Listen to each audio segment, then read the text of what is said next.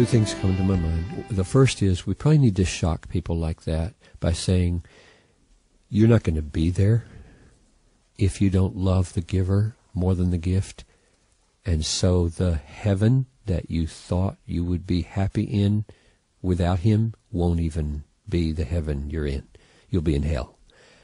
So we shock people. I mean, the Bible uses the threat of judgment to get our attention. We're not saved by being afraid of hell, but we are shaken out of our idolatries to consider the alternative, namely Christ. And so the second thing I would say is, I think what we need is not to just scare people like that. In fact, nobody gets to heaven by being scared.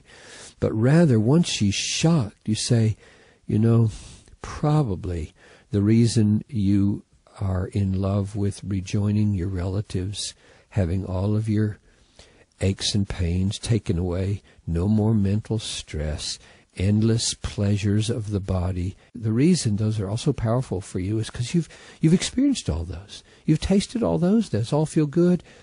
And you probably have not tasted, at least not as deeply as you should, fellowship with Jesus Christ. And so I would begin to display to her through relationship and through teaching the beauties, the glory, the wonder, the power, the extraordinary excellence of Jesus Christ, and ask the Holy Spirit to illumine her mind so that she falls in love with Christ more than the gifts. I would take her to Habakkuk chapter 3 at the end, where it says, I will rejoice in God even if there's nothing in the field, nothing in the stall, no food on the table, which is going to mean death, and say, to live is Christ, to die is gain. If you have him and nothing else, you have more than having everything else and not him.